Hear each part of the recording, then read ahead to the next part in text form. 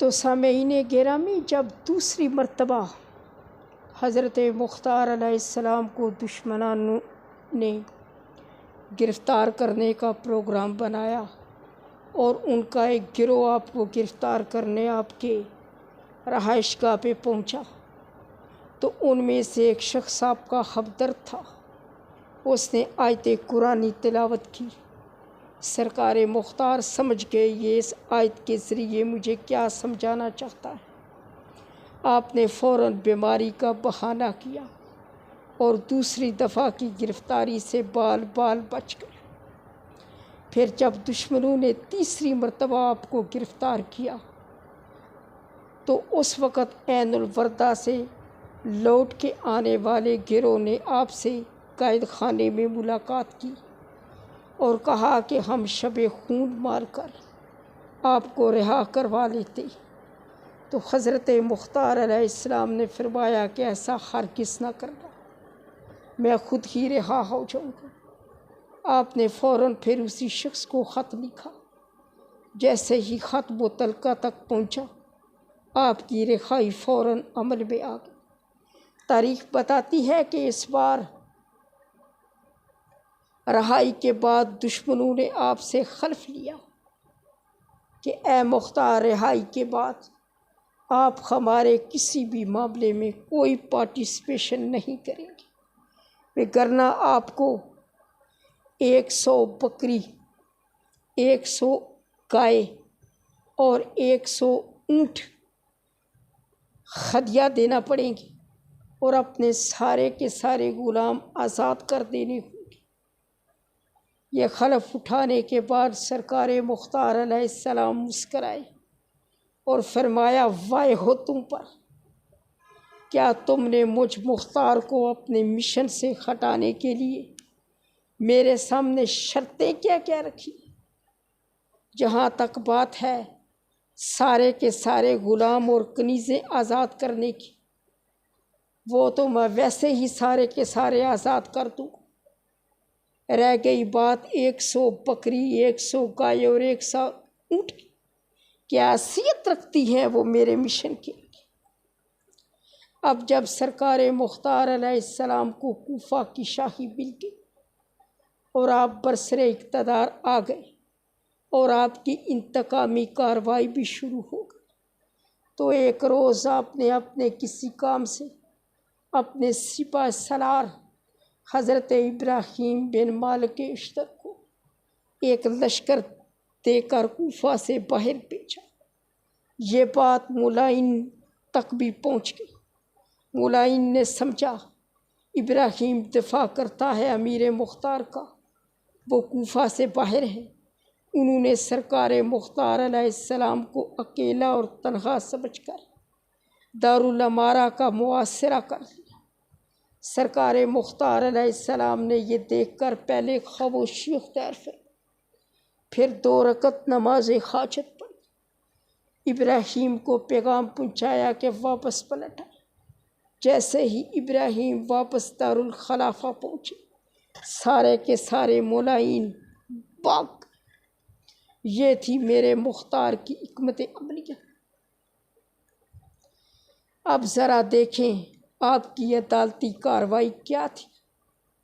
تاریخ بتاتی ہے کہ جب معصوم علی اصغر ابن الحسین صلوات اللہ تعالی علیہم کا قاتل ملعون عدالت مختار میں آیا تو اس ملعون قاتل سے متعلق معصومین علیہم السلام کی طرف سے یہ اشارہ تھا کہ اس لعنتی کو لوہے اور آگ کا مزہ چکھایا جائے۔ تو حضرت مختار علیہ السلام نے اس سے پوچھا، او بے غیرت، بتا تو نے کربلا میں خاندان تطہیر علیہ السلام کے ساتھ کیا سلوک کیا؟ یہ بے غیرت بولا اور کہنے لگا، امیر، میں نے کربلا میں کل 3 تیر لگائے۔ پوچھا کب اور کہاں کہاں؟ یہ حرام زادہ کہتا ہے، امیر، میں نے پہلا تیر اس وقت چلایا جب تیرا عباس فرات پہ آیا۔ یہ بے حیا کہتا ہے، میں نے پہلا تیر حضرت عباس علیہ السلام پر چلایا۔ حضرت مختار سر پیٹتے پیٹتے زمین پر بیٹھ جاتے اور پھر خود کو ذرا سنبھل کر پوچھتے ہیں، او بے حیا، ذرا یہ تو بتا کہ پھر عباس کے اتر جانے کے بعد کربلا میں ہوا کیا؟ یہ ملعون کہتا ہے، امیر نہ پوچھ، پھر عباس کے اتر جانے کے بعد کربلا میں ہونا بھی کیا تھا؟ یہ ملعون کہتا ہے، سادات پر غربت چھا گئی، ادھر 9 لاکھ ناچنے لگا، یزیدیت اپنی فتح و کامرانی کا نکارہ بجا کر کھانا کھانے میں مشغول ہو۔ لعنتی کہتا ہے، ہر کوئی مجھے شاباش دینے لگا کہ واہ، جس کو کوئی نہ اتارنے کی سخت رکھتا تھا اسے تجھ ملعون نے اتار دیا۔ تاریخ بتاتی ہے کہ جب حسین مولا عباس مولا کی لاش پر ہے تو میرے مولا نے اپنے دائیں ہاتھ سے خیام یزیدیت کی طرف اشارہ کر کے فرمایا، اے میرے عباس، آج کے بعد، اب تیرے چلے جانے کے بعد یہ حرامی سکھ چین کی نیند سویا کریں گی، جن کی نیندیں فقط تیری جلالت کی وجہ سے حرام تھی۔ پھر بایاں ہاتھ اپنے خیام کی طرف اشارہ کر کے فرمایا، اے میرے غریبوں، اب عباس کے چلے جانے کے بعد تمہارا کوئی آسرا نہیں، تمہارا کوئی رغد و آرام نہیں۔ یہاں تک سننے کے بعد حضرت مختار پوچھتے، او بے حیا، تو نے دوسرے والا تیر کہاں لگایا؟ یہ ملعون کہتا ہے کہ میں نے دوسرا تیر اس وقت لگایا جب عباس کے اتر جانے کے بعد یزیدیت فتح کا جشن منا رہی تھی۔ میرے خیمے سے باہر یزیدی کمانڈر جس کی پگڑی اتری ہوئی تھی وہ دوڑتا ہوا آیا اور آواز دے کر کہتا ہے، او ملعون، کوئی تیر بچ گیا ہے؟ میں نے پوچھا، حرام زادے، اب تجھے تیروں کی کیا ضرورت پیش آ گئی؟ جس کا ڈر تھا وہ تو چلے گئے۔ یہ لعنتی کہتا ہے، ذرا خیمے سے باہر نکل کے دیکھ، عباس سے بڑے جرنیل وہاں ٹیلے پر آ گئے ہیں۔ یہ ملعون کہتا ہے، جب میں نے خیمے سے باہر نکل کے دیکھا تو وہ جرنیل 6 ماہ کے شیرخوار بچے تھے جو شدت پیاس سے بابا جان کے ہاتھوں پر تڑپ رہے تھے۔ یہ ملعون کہتا ہے، میں نے پہلے انکار کیا، پھر اس لعنتی نے مجھے ورگلایا، دوسرا تیر میں نے معصوم علی اصغر کو لگایا۔ حضرت مختار سر پیٹ پیٹ کر رونے لگے۔ پھر پوچھا، ملعون بتا، تیسرے والا تیر تو نے کہاں لگایا؟ یہ حرام زادہ کہتا ہے، امیر، تیسرے والا تیر میں نے تیرے مظلوم حسین کی پیشانی اقدس پر۔ اب حضرت مختار فرماتے ہیں، اے میرے سپاہیوں، اس ظالم ملعون کی تلوار کے ساتھ زبان کاٹو، تلوار کے ساتھ دونوں ہاتھوں کی انگلیاں کاٹو، تلوار کے ساتھ اس کے دونوں پاؤں کی انگلیاں کاٹو، اور پھر تلوار کے ساتھ اس کا سر تن سے جدا کرو، اور پھر اسے آگ کی بھٹی میں جلا دو، کیونکہ اسے لوہے اور آگ کا مزہ چکھنا ہے۔